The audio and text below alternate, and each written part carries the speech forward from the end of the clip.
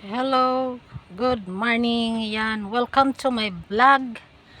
At nandito ako ngayon sa may is dahil nagbabayad ako sa contribution monthly ni Yuyo. Oh Prince Yuyo. yeah. Kaya kami nakatayo dyan at pinabayaan ko lang yung aking cellphone na nasa baba ko kasi nag-uumpisa na ang pambansang awit. Kaya nananatili akong nakatayo dyan na ang cellphone ko nasa baba ko lang inilagay. Kasi alas 8 na ng umaga kanina. Kanina lang ako nagbayad niyan. O naghihikab. Habang nakatayo kami dyan na ano.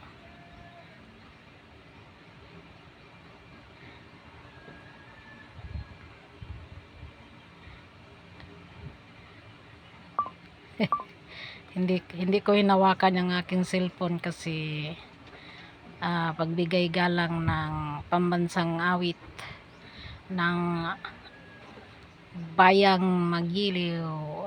Yan, awit ng Bohol. Kaya kami nakahawak sa dibdib sa bandang kaliwa. Ready, go! Nagsimula na ang ano pagkakanta sa akin. Tapos na ako nagbayad every 3 months kasi ako. Tapos yung kay Yuyo, kay Prince Yuyo vlog, monthly yung sa kanya kasi meron pa kasi siyang ibang binabayaran ng kanyang pera kaya nag-monthly siya dati.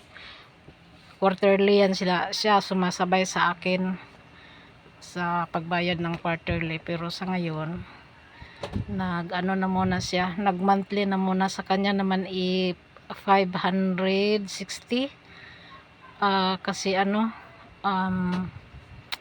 pangalan ba yung voluntary, yung sa kanya is voluntary, sa akin naman ay self-employed kaya mas taas sa akin ng 10 pesos sa kanya kasi 570 sa akin, sa kanya ay 560 lang.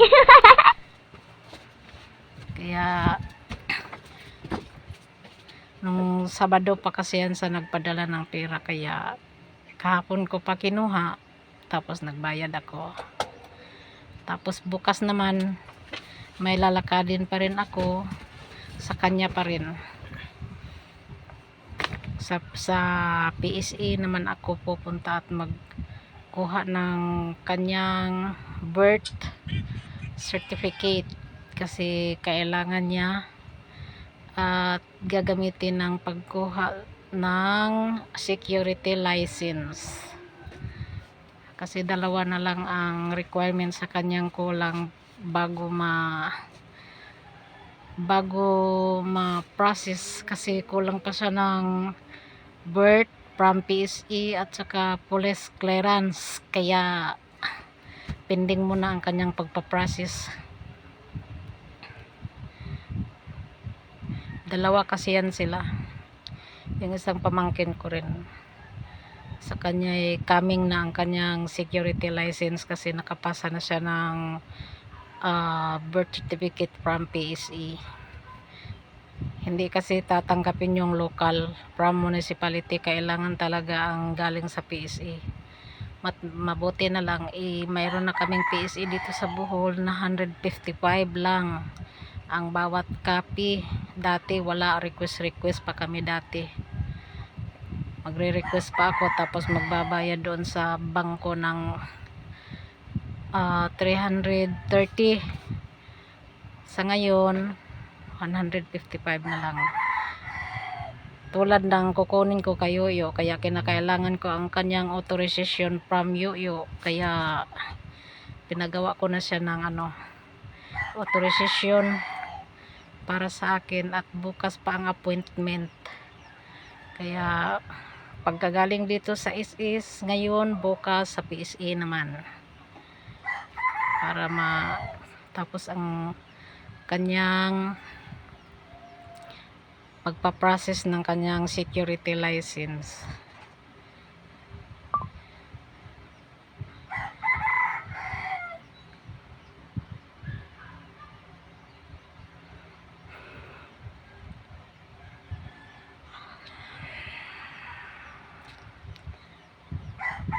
Naghihikab, tinatakpan kunyari, pero naghihikab na.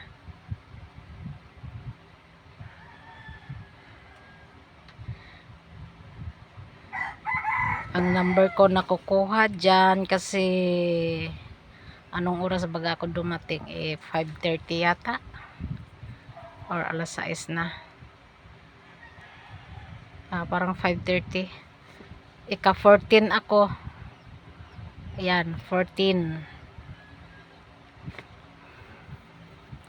At mabilis na yung 14 dyan kasi yung iba pagkatanggap ng number tapos hindi pa sila nag-almusal, ayun, lumalabas sila tapos kakain ng agahan tapos saka babalik. Kaya minsan tuloy-tuloy ang pagtawag kasi walang lumalapit sa bawat number kasi kumakain pa. Kaya sana tuloy-tuloy ang pagtawag habang wala pa yung mga nagmay-ari ng mga number para madaling makarating sa number 14 sa aking number. Kasi pagkatapos ng pangbansang awit, uumpisa kaagad niya ng mga teller dyan, mag-uumpisa kaagad. Yan, tapos na. Tayo'y uupo na muna. At yan ang aking number. Number 14. Ay, baliktad. Kaya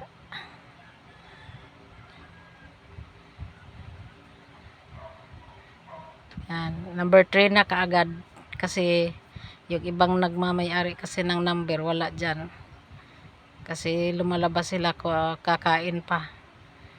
Kaya pag nakarating na sila tapos nalampasan na ang kanilang number, isisingit na lang.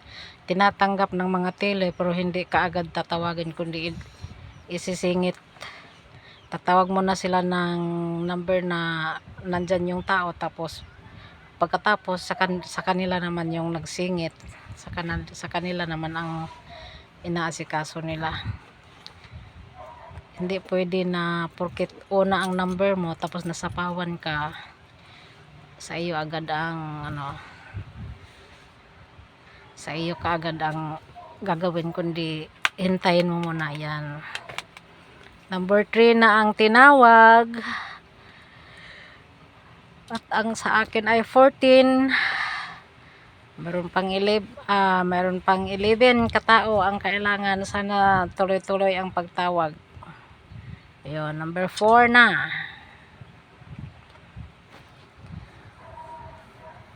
Mabilis lang yan pag wala dyan yung mga nabigyan ng mga number na yan.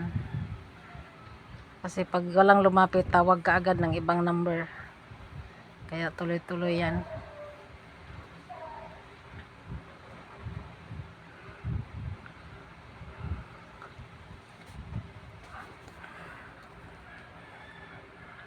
Tinitingnan ko pa yung ibang number dyan.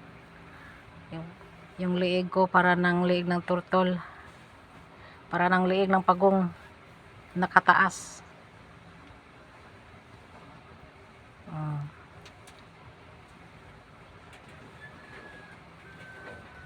Wala pang hilamos yan. Pagkagising agad nagkape tapos diretso na agad sa SSS para makakuha ng medyo malapit-lapit pa ang number. At yung nasa likuran ko pala, hindi ko nakitang naninilip sa aking kamera.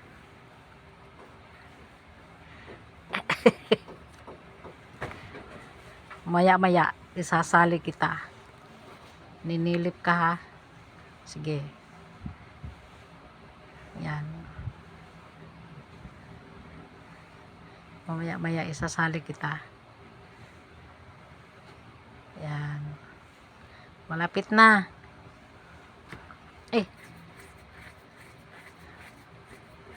Ang aking number 14, malapit na. Kasi sunod-sunod ang nagtawag. Naggala pa yung nagdadala sa number. Buti naman. Yan, sinali ko na siya, parang hindi na siya maninilip. Sa kanyang number number 9 daw siya. Mamaya-maya yan, tayo na yan.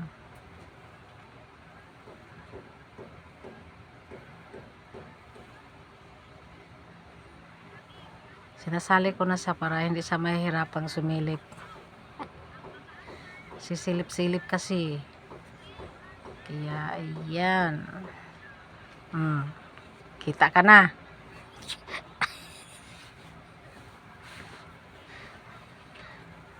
Number 7 na. Number 8. Tayo na siya. Laki na ang ngiti kasi siya na ang kasunod. Number 8 kasi yung sa kanya.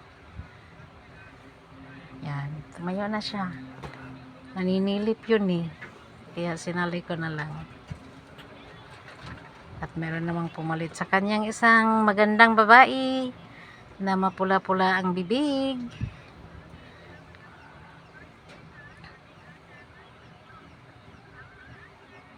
Inaabangan ko talaga ang bawat tawag ng number kasi para makauwi na ako. At may duty pa ako sa kabilang bahay.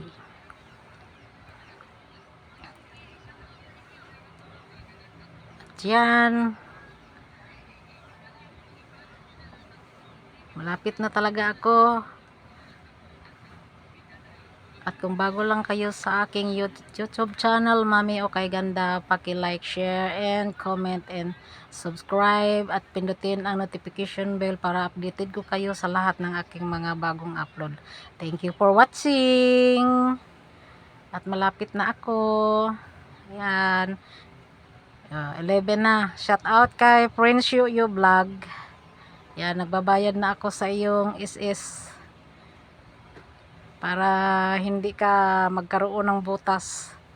Kaya binabayad ko pag padala mo agad, kinukuha ko yan at binabayad para hindi ka na magkaroon ng butas dyan sa buwan na hindi mo na bayaran. Para tuloy-tuloy ang SS mo. Kaya binabayad ko pag iyong nagpadala yan. Sa akin na. Tinatawag na ako ng aking queuing number and number 14. At mayroon pang nakasingit. Kaya makaupo-upo muna. Kasi mayroon pang sumingit yung number na nauna. Once again, thank you for watching. Bye. Love you all.